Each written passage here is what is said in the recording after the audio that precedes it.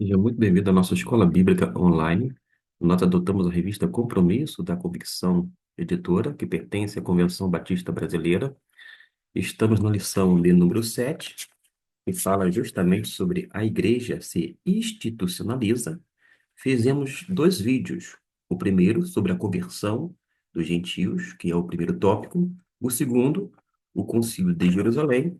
E vamos com este vídeo de uma forma resumida a partir do que temos na página de número 36 e 37 da revista, falar sobre a importância de Paulo para o Evangelho e a expansão do Evangelho dos judeus à inclusão dos gregos.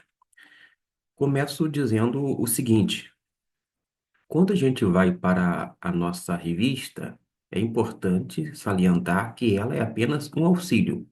O ideal é nós lermos a Bíblia e começar a fazer apontamentos e, naturalmente, buscar algum material, algum recurso para nos auxiliar, tipo um dicionário bíblico, até mesmo um dicionário em língua portuguesa, um comentário, uma Bíblia de estudo, é um outro exemplo, para que a gente venha a ter condições de trabalhar de uma forma mais tranquila. Dito isto, eu posso adentrar agora na importância de Paulo para o Evangelho. O autor coloca aqui por meio dos eventos bíblicos, no contexto da primeira década da igreja, é também possível observar a importância do apóstolo Paulo em atuação na pregação do evangelho aos gentios. Na verdade, o apóstolo Paulo é um nome de grande envergadura dentro do cristianismo, e não há como desconsiderar o seu esforço missionário em fundar ou organizar igrejas em diversas regiões e suas viagens missionárias pelas dimensões do Império Romano, pelo mundo até então conhecido.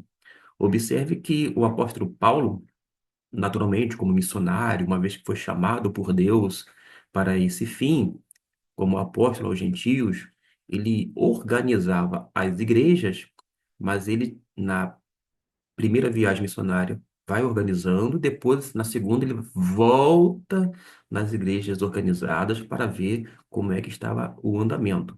Algumas delas deixaram a desejar. A igreja aos Gálatas tinha deixado e aderido um outro evangelho que não era o evangelho genuíno. Eles estavam, digamos assim, banalizando a graça de Deus. Nós vamos observar que em Corinto, uma igreja com realmente muita dificuldade, havia carnalidade, divisão, falta de amor, entre outras coisas. Sem falar a deturpação no tocante à questão de alguns dons espirituais, o que a gente pode chamar de uma contrafação do dom bíblico, e isso gerou muitas inseguranças no seio daquela igreja. Mas, além disso, a gente vai ver algumas situações como algumas delas tinham uma ideia um tanto equivocada e ele, então, de uma forma doutrinária, vai corrigindo esses erros para que os irmãos venham trilhar um caminho seguro e estejam firmados realmente na palavra de Deus. O texto que está na nossa revista diz assim: não poderia ser diferente, visto que Deus, quando orientava Ananias a procurar Paulo após a conversão, afirmou a seu respeito, e eu estou projetando o versículo de número 15. Disse-lhe, porém, o Senhor: vai, falando a Ananias, porque este é para mim um vaso escolhido para levar o meu nome diante dos gentios e dos reis e dos filhos de Israel. O apóstolo Paulo, em seu ministério, ele ocupou em anunciar o evangelho de um modo incansável. E ele disse, em certa ocasião, ai de mim se não pregar o evangelho. Em outro momento, ele vai instruir, prega a palavra.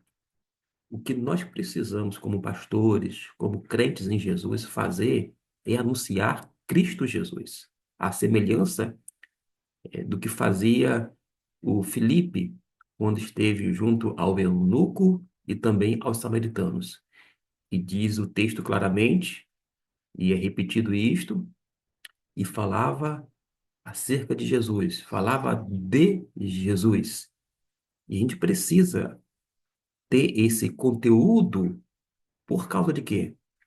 Cristo não é apenas o teor do evangelho. Ele é a boa notícia, ele é a boa nova, ele é o próprio evangelho. Jesus é a boa notícia ao mundo perdido. Jesus é a boa notícia à humanidade.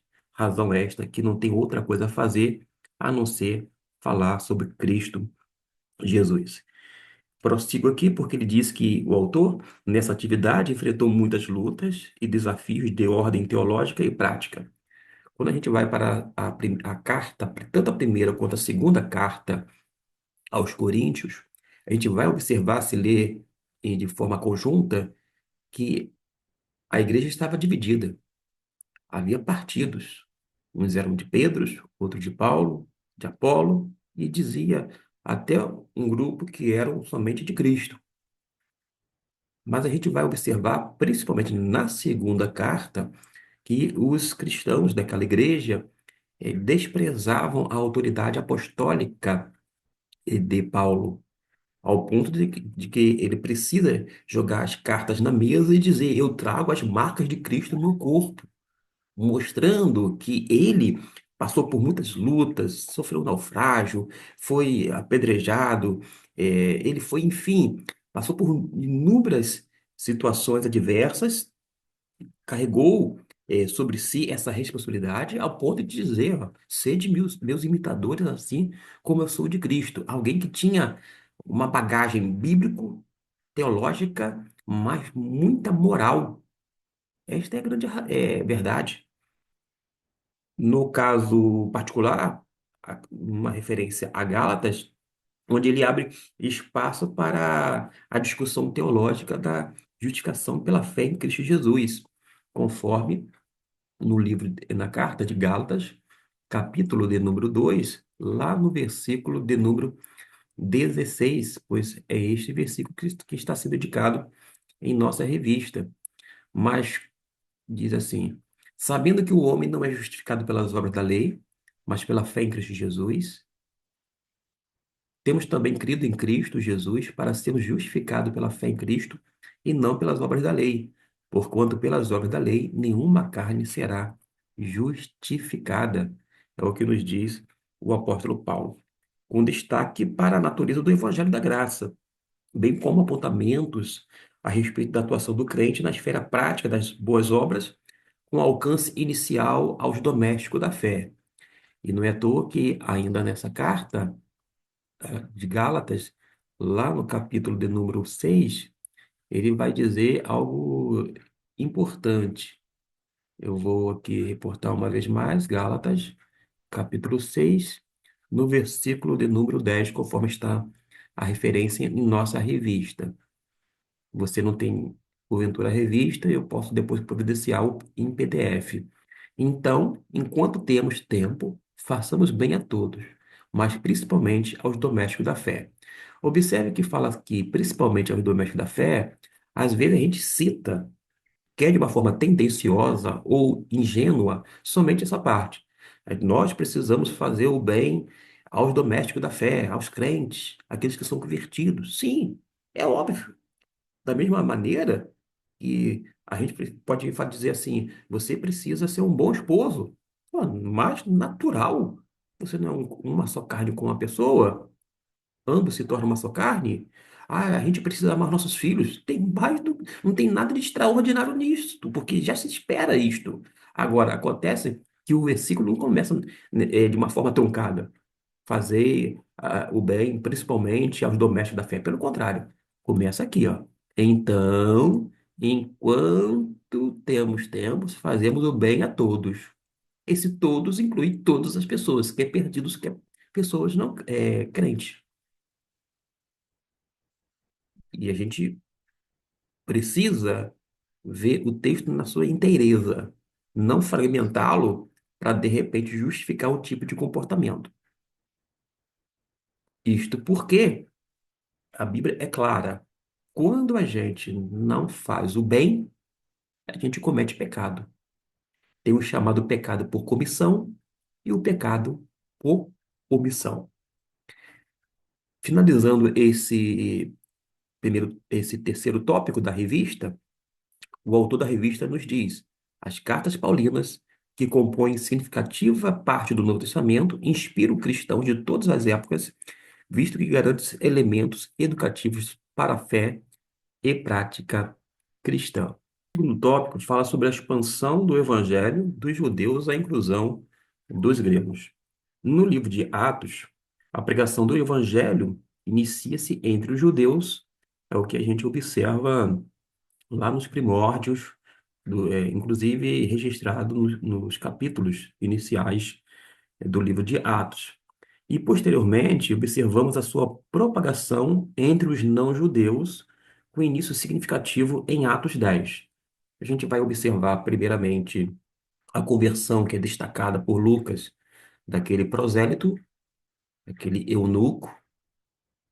Nós vamos depois verificar de uma forma muito especial um desdobramento, porque chegou ao ponto de Deus reter a dádiva do Espírito Santo entre os samaritanos que creram e que receberam a palavra de Deus com alegria, cuja mensagem foi autenticada pelos sinais e prodígios, somente por causa do preconceito da parte dos judeus que estavam em Jerusalém, a ponto de enviarem dois apóstolos para certificarem, conferirem se realmente os samaritanos tinham recebido a palavra de Deus.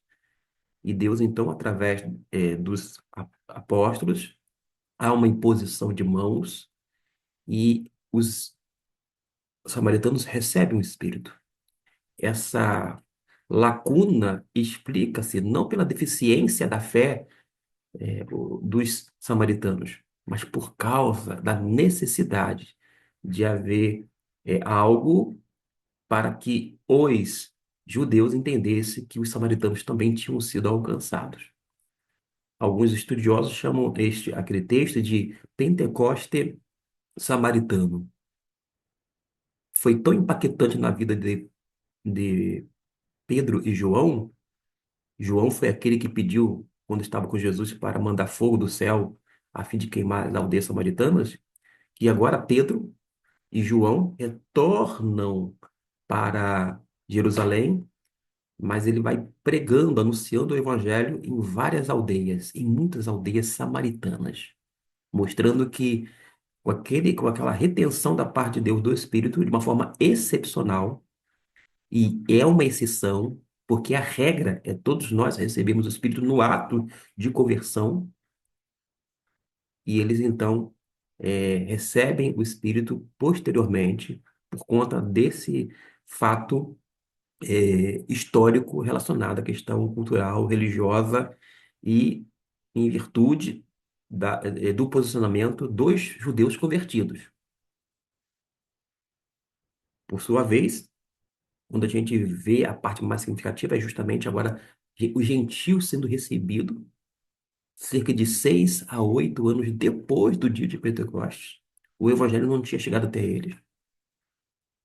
E nós vamos notar que após a família de Cornélio e o próprio receberem o Espírito Santo, Pedro é instruído por Deus, o próprio Cornélio recebe instrução da parte de Deus, e tudo converge para a salvação daqueles gentios, e Deus mostra para Pedro que ele não faz acepção de pessoas, de modo que a igreja recebe um relatório da parte de Pedro, e Pedro tem uma voz, ele é um líder proeminente, e ele já está totalmente convencido pela ação do Espírito Santo.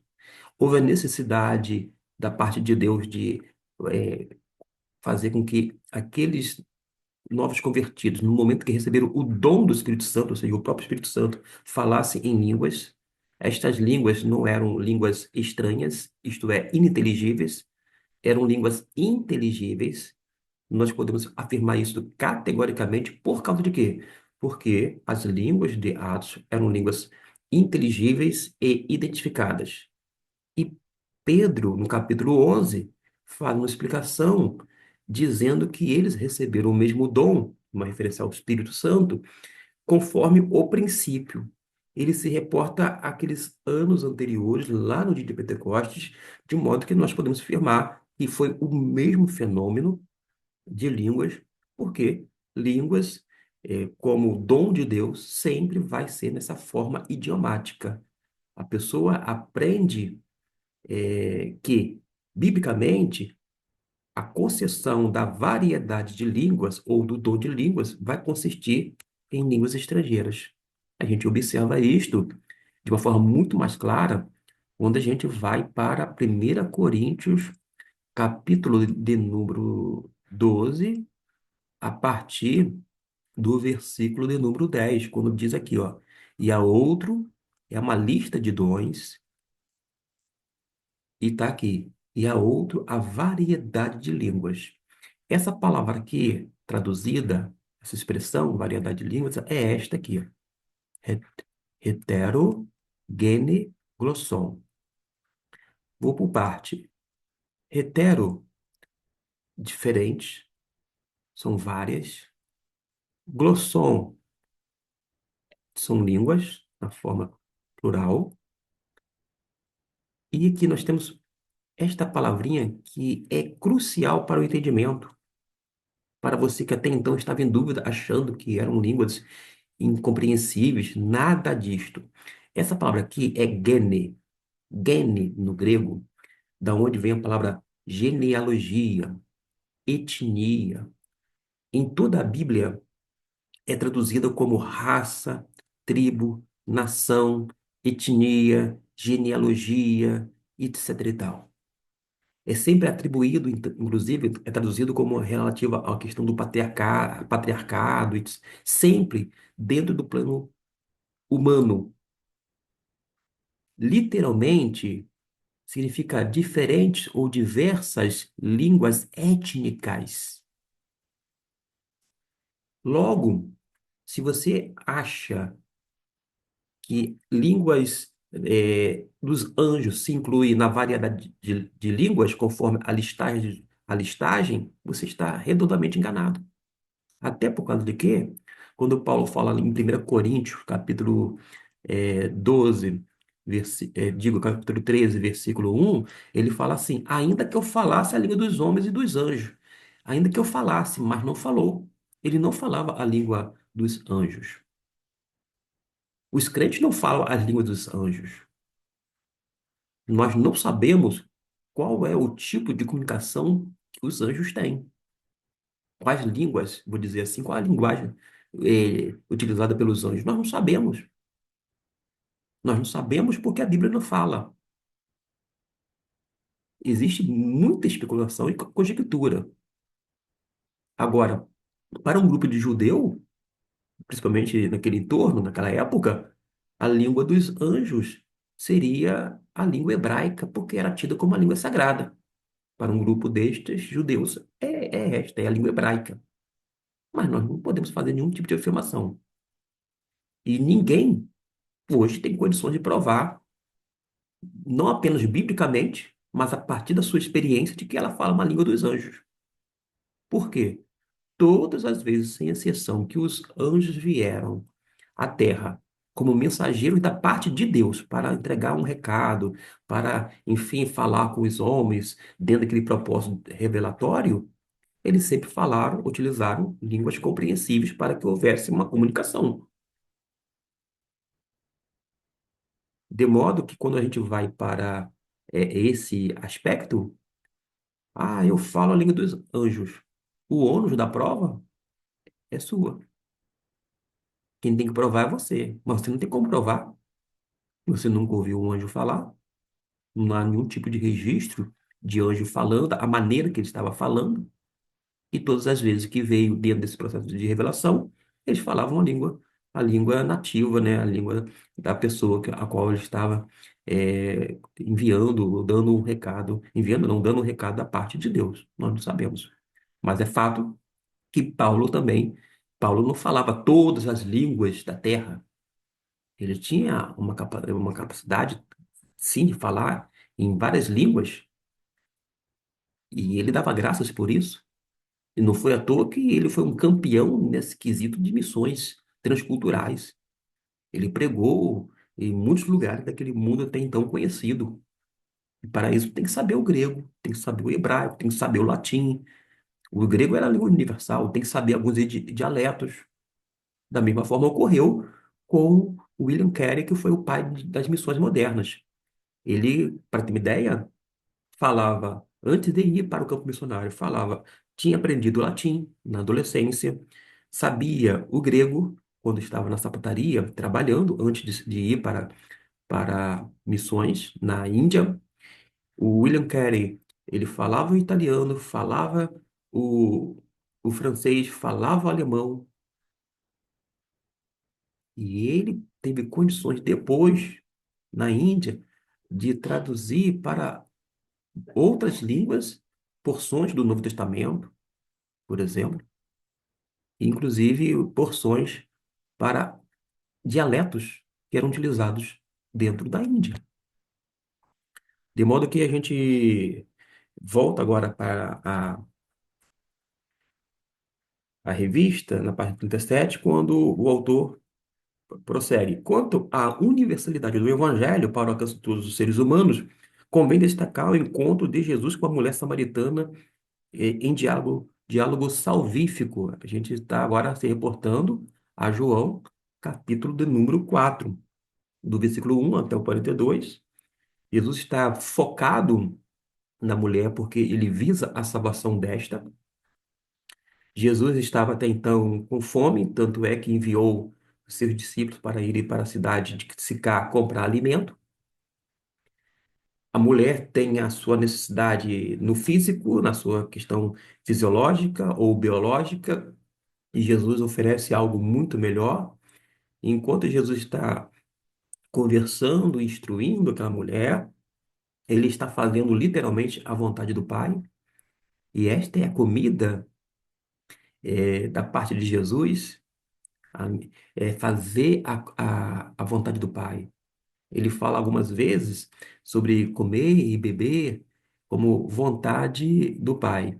Eu vou, eu vou mencionar aqui, olha só o que ele diz no versículo 34. Jesus disse-lhes: A minha comida é fazer a vontade daquele que me enviou e realizar a sua obra. Ele está se reportando, dentro desse contexto, ao fato dele estar falando com aquela mulher, evangelizando aquela mulher. Enquanto ele evangeliza, isso consiste na comida, isto é, o seu sustento e a sua satisfação. É fazer justamente a vontade de Deus. O foco de Jesus é espiritual. Os discípulos estavam preocupados com o estômago. Eles estavam com fome, é verdade. Já tinha voltado, tinha até pensado que Jesus já tinha se alimentado, de alguma forma ou de outra. Mas eles estavam preocupados com os pratos, com a comida. Mas Jesus continuava preocupado com esse elemento espiritual. A gente precisa ponderar também e fazer estas coisas, trazer para a nossa vida essas aplicações. Cite saindo o contato de Jesus com um centurião romano em Cafarnaum. Aliás, todo centurião romano é um homem de moral, um homem de caráter, é um homem realmente de moral ilibada, como eu disse, e a oportunidade em que, após o reconhecimento da fé do oficial, o mestre afirmou: Também vos digo que muitos virão do Oriente e do Ocidente e se sentarão à mesa de Abraão, Isaque e Jacó no reino dos céus. Havia aquela compreensão de que o reino dos céus seria somente para aqueles descendentes de Abraão, por exemplo, mas a gente vê que Jesus vai abrindo a mente deles para essa compreensão. Nada disso. Virão gente do Ocidente, do Oriente, e vão banquetear com Abraão, Isaac e Jacó no reino dos céus, conforme Mateus capítulo 8, versículo 11. As passagens bíblicas, meus irmãos, acima demonstram o quanto a graça de Deus no ministério de Jesus de Nazaré se mostrou salvadora não somente aos judeus, mas abriu espaço para outros povos. Lá no Antigo Testamento, por exemplo, é significativa a orientação de Deus no ministério do profeta Jonas, direcionando-o para pregar em Nínive, sendo que, após contrição e jejum, a graciosa e salvífica mão do Senhor alcançou os ninivitas. E a conclusão é de que, ainda em Atos, no capítulo 15, que a gente já viu no vídeo anterior, conforme já falamos, o Concílio de Jerusalém vai destacar o direcionamento divino de que os gentios, entenda-se que são os não-judeus, não precisam atender às diretrizes da tradição judaica, notadamente a circuncisão e o código de leis cerimoniais, para serem salvos, porque eles são salvos pela graça, mediante a fé em Cristo Jesus. Não é à toa que Paulo vai dizer que o mundo, em Gálatas, estava, quando ele se refere a essa epístola, estava dividido em dois, gentios e judeus. Mas de ambos os povos, Deus fez um só. E hoje Deus só tem um povo. E qual é o povo de Deus? É justamente a igreja. E a igreja de Cristo é composta de pessoas de diversas nacionalidades, etnias, línguas, etc, etc e tal, pessoas que foram lavadas e remidas pelo sangue de Cristo. Os judeus convertidos, eles estão aqui inseridos na igreja de Cristo. Não tem um lugar à parte. Não é um povo separado. Ao contrário, Deus só tem um povo, que é a igreja. Há correntes teológicas que falam que Deus tem dois povos, a igreja e Israel. Esse Israel que nós concebemos, o Israel físico, geográfico, digamos assim. Mas a gente sabe que a verdadeira circuncisão, basta ler lá, Paulo aos Romanos, é aquela que é feita no coração. E um verdadeiro israelita é quem tem essa circuncisão no coração, diz a palavra de Deus. Desse modo, fortalece-se a orientação de que a salvação é pela graça e não pelas obras da lei. Com isso, evidenciou-se que a salvação é para todas as tribos, raças e nações. Findamos aqui informando você que chegou até o final desse vídeo, que nós temos o vídeo de número um, primeiro tópico, o que fala sobre o segundo tópico, e este é o terceiro e último, para que você possa acompanhar, quer na sequência, quer por tópicos. Deus abençoe